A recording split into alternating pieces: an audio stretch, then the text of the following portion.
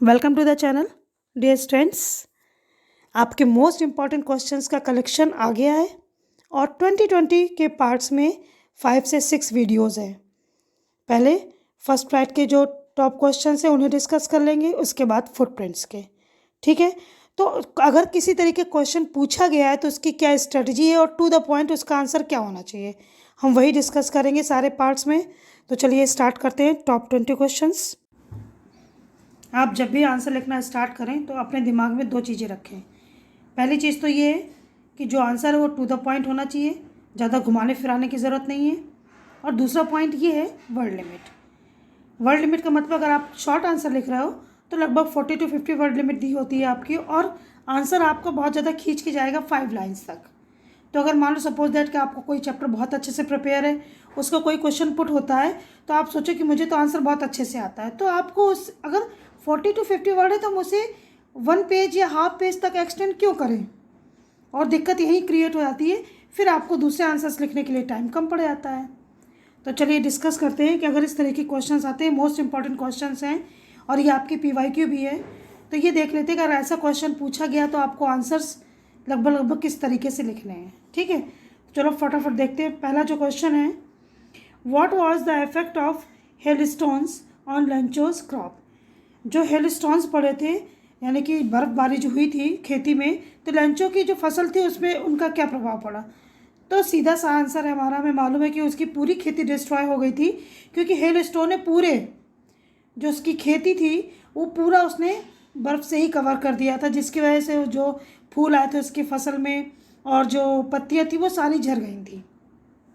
तो हमें आंसर इतना ही लिखना है।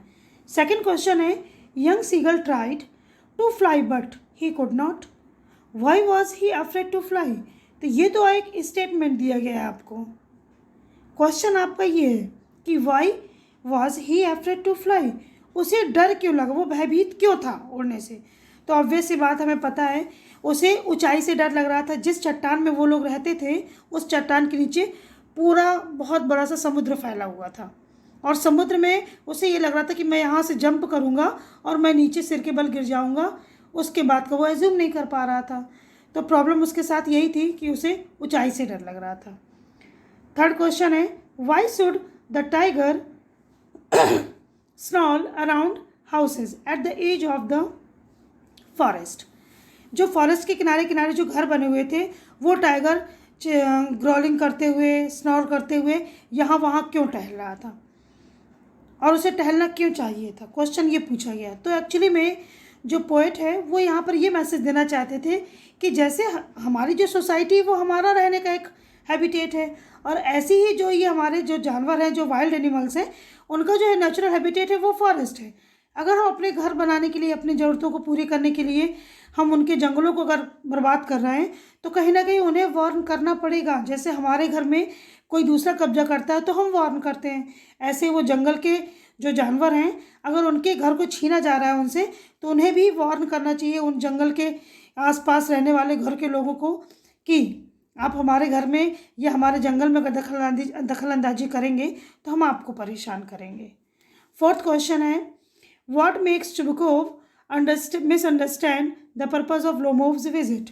इस बार जब लोमोव विजिट करने आया चुबकोव को तो उसे क्या मिसअंडरस्टैंडिंग हुई। उसे ये मिसअंडरस्टैंडिंग हुई कि इसके पहले जब लोमोव आया था उससे मिलने तो कभी ना कभी वो कुछ ना कुछ पैसे मांगने के लिए ही आता था, और इस बार वो आया था चुबकोव की लड़की नतालिया का हाथ मांगने, और उसे लगा कि इस बार भी पैसे मांगने आया है। जो आपका next question, money is external, what does the poet mean by this expression taken from the ball poem.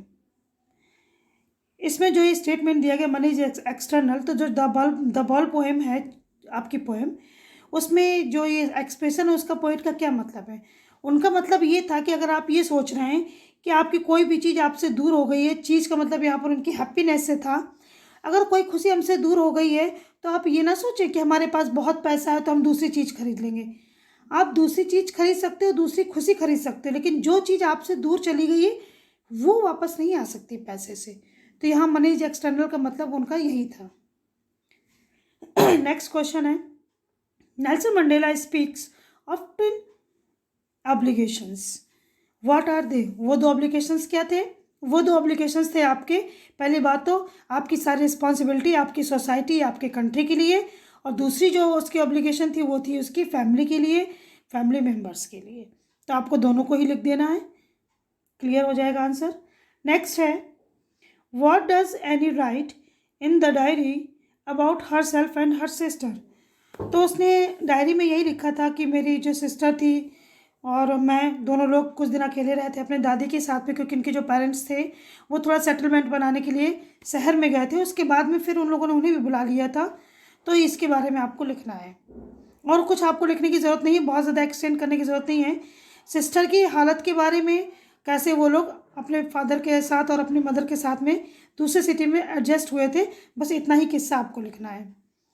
Next है, how did the Buddha teach Kisa Gotami the truth of life. इसमें आपको ओवरऑल इस चैप्टर का सेंट्रल आइडिया लिखना है कि किस तरीके से उन्होंने सिखाया किसा गौतमी को कि ज़िंदगी का सच क्या है। और ज़िंदगी का सच ये था कि अगर हम किसी भी दुख को मोह के चक्कर में अगर हम उसी को पकड़ के रखते हैं तो एक जो आपका मोह है वही आपके सबसे बड़े दुख का कारण बन जाता है। नेक्स्ट है, how did Belinda Ink Blink and Mustard react on seeing the pirate. जो आपका चैप्टर है कस्टर्ड वाला, उसमें बेलिंडा, इंक, ब्लिंक, मस्टर्ड, इन लोगों का क्या रिएक्शन था जब उन्होंने उस पायरेट को देखा था अपने उस छोटी सी जो उनका नाव के ऊपर जो हाउस बोट था उसमें उन्होंने जब पायरेट को देखा तो उन्हें जो डर लगा, तो वो सारा डर उनको, उनका जो डर है वो आपको एक्सप्रेस करना है यहाँ पर। नेक्स्ट क्वेश्चन है, the tiger in the poem a tiger in the zoo has some obvious limitations, describe them in contrast to its natural habitat. तो ऑब्वियस ही बात है, यहाँ वो शिकार नहीं कर पाता था। अगर कोई डियर कहीं पर किसी भी वाटर बॉडी के पास में पानी पीने जाता है तो ये तो उसका बहुत फेवरेट हंट है, तो उसे अच्छे से हंटिंग नहीं करने को मिलती थी। तो जो ये लिमिटेशंस थी कि वो कुछ देर तक, जितना बड़ा उसका केस था बेचारा उतनी दूर तक ही चल फिर सकता था। तो ये लिमिटेशंस आपको बताना है, और थोड़ा सा कंट्रास्ट लाइन में, 2 लाइन में आपको ये भी लिखना है कि इसके कंट्रास्ट में जो इसका नेचुरल हैबिटेट है फॉरेस्ट, वो वहाँ पर बिल्कुल फ्री होता है, free to walk, free to hunt and for everything. ठीक है, चलो नेक्स्ट क्वेश्चन में देखते हैं जो आपका 11 नंबर है। Why does the post master send money to Lencho, why does he sign the letter God. अच्छा, पोस्ट मास्टर ने ये क्यों डिसाइड किया कि वो लेंचो को पैसे भेजेगा, और दूसरी चीज़ कि जो उसने साइन किया वो गॉड के नाम का साइन क्यों किया। तो पहली बात तो जो पोस्ट मास्टर ने उसको पैसे भेजे वो इसलिए पैसे भेजता है क्योंकि वो जो लेंचो का जो उसके मन में भगवान के लिए जो आस्था थी, जो उसका विश्वास था, वो उसे तोड़ना नहीं चाहता था, क्योंकि उसने बहुत विश्वास के साथ में गॉड से प्रे किया था, उन्हें लेटर लिखा था। और दूसरी चीज़, उन्होंने जो पोस्ट मास्टर ने जो लेटर साइन किया वो इसलिए किया कि कहीं उसके जो उसका स्वाभिमान है, जो उसका एम्बिशन है, वो हर्ट ना हो, उसको लगे कि हाँ भगवान ने ही उसकी हेल्प की है। तो ये रीज़न था। नेक्स्ट है, what special characteristic of Mijbil did Maxwell learn after he took him to the bathroom. जो मिजेबल था उसका जो बिहेवियर था, या ये कह सकते हो कि जो उसका करेक्टरिस्टिक था कि वो पानी में कैसा रिएक्ट करता है, तो वो स्पेशल करेक्टरिस्टिक क्या थे, तो वो आपको उसके जो बाथरूम में जो उसकी जितनी भी उसने एक्टिविटी की थी उस राइटर के सामने, वो आपको बताना है। नेक्स्ट है, why did the Buddha ask Kisa Gotami to bring a handful of mustard seeds. तो ऑब्वियस बात है वो उसको ये लेसन सिखाना चाहते थे कि ऐसा कोई भी घर नहीं है जहाँ पर कोई भी इंसान ना खोया हो किसी ने। तो उन्होंने इसीलिए कहा था कि आप मस्टर्ड जो है वो एक हाथ भर के यानी कि मुट्ठी भर के लेकर के आइए। और उसे पता था, उन्होंने एक अपने ये भी कंडीशन रखी थी कि आप उस घर से सरसों के बीज लेकर के आओगे जिस घर में कभी कोई ख़त्म ना हुआ, या जिस घर में किसी ने कभी अपने को खोया ना हो। तो ऐसा तो कोई घर होगा ही नहीं। तो वो इसके थ्रू एक एग्जाम्पल सेट करना चाहते थे किसा गौतमी को कि सिर्फ आप ही दुखी नहीं हो, दुखी सब पूरा संसार है, लेकिन हम उस दुख को अगर पकड़ के बैठेंगे तो उससे बड़ा दुख फिर कुछ होगा भी नहीं। नेक्स्ट क्वेश्चन है, describe the method any Gregory suggested in order to prove that she is loved for who she is। जो एनी ग्रेगरी है उन्होंने क्या सजेस्ट किया कि वो ये प्रूव करना चाहती थी कि वो जैसी हैं उन्हें वैसे ही प्यार किया जाए। तो ऑब्वियस सी बात है, उन्होंने कहा कि भाई मैं बालों को कलर कर सकती हूँ, सब कुछ कलर कर लूँ, लेकिन इसके कलर करने से क्या है, एक टाइम पर ये कलर भी चला जाएगा, मेरी बॉडी भी बूढ़ी हो जाएगी। तो वो अपना ये सजेशन ये देना चाहती थी कि मैं जैसी हूँ मुझे वैसे ही पसंद करने वाला, मेरा साथ देने वाला होना चाहिए। तो आपको ये यहाँ पर डिस्क्राइब करना है। नेक्स्ट क्वेश्चन है फायर एंड आइस से है, project a pessimistic outlook comment. जो फायर एंड आइस है वो एक पेसिमिस्टिक आउटलुक यहाँ पर प्रोजेक्ट करता है। तो उन्होंने यहाँ पे दो ऑप्शन रखे थे कि भाई कोई कहता है कि जो दुनिया है वो फायर से ख़त्म होगी और कोई कहता है कि आइस से ख़त्म होगी, लेकिन ख़त्म दोनों से ही होनी है। तो जब बात दोनों तरफ से ख़त्म होने की आ रही है तो ऑब्वियस सी बात है कि वो पेसिमिस्टिक आउटलुक तो है ही ना। तो हमें बताना है कि फायर को यहाँ पर किस चीज़ से सिम्बलाइज किया गया है और आइस से हम किस चीज़ को सिम्बलाइज कर रहे हैं। एक हम हैट्रेड को यहाँ पर सिम्बलाइज कर रहे हैं, एक हमारा जो लस्ट है और ये सारी चीज़ें ख़त्म, लेकिन दुनिया को दोनों चीज़ों से ही होना है। तो ये पेसिमिस्टिक आउटलुक है, तो दोनों में आपको ये बताना है। नेक्स्ट क्वेश्चन है after achieving political emancipation what does Mandela want to do in South Africa. जब उन्हें पॉलिटिकल एमेंसिपेशन मिल गया, यानी कि जिस तरीके से जो अफ्रीकन्स थे उन्हें किसी भी एक्टिविटी में भाग नहीं लेने दिया जाता था, अब इन चीज़ों से जब इनको छुटकारा मिल गया, कुछ फ्रीडम मिली, तो मंडेला क्या करना चाहते थे या साउथ अफ्रीका के लिए। तो उन्होंने क्या किया, उन्होंने वाकई में वहाँ पर उनके सारे राइट्स को वो दिलाना चाहते थे जो उस ज़मीन के रहने वाले थे साउथ अफ्रीकन्स, क्योंकि उस समय वाइट सुप्रीमेसी थी जो उन्हें सारे अधिकार उनसे छीन लिए गए थे, ब्लैक सुप्रीमेसी या ब्लैक पर्सनैलिटीज से। तो आपको ये आंसर लिखना है। नेक्स्ट है he disappeared at high speed down the aircraft. What did Miss do when he came back to Maxwell seat? जैसे वो एयरक्राफ्ट में बैठे, ठीक, तो देखा कि लिखा है he disappeared at high speed down the aircraft। जो मिसविल था वो एकदम से, जैसे वो बैठे दोनों लोग, तो वो एकदम से गायब हो गया, वो दूसरे की सीट में या इधर उधर खेलने लगा, हलचल करने लगा। और जब वो वापस आया तो उसने क्या किया, जब वो वापस आता है तो जो मैक्सवेल था वो जो मिसबिल था वो उसे दुलार करने लगा था, उसको लिक करने लगा था, उसके पास खेल रहा था, इस तरीके से एक्टिविटी करने लगा था। नेक्स्ट है how did Valli develop a lodging for the bus ride.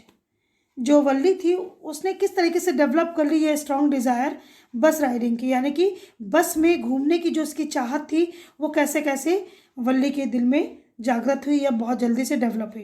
तो एक्चुअली में क्या होता था कि उसके आसपास सोसाइटी में कोई उसके एज का कोई खेलने वाला नहीं था उसके साथ में।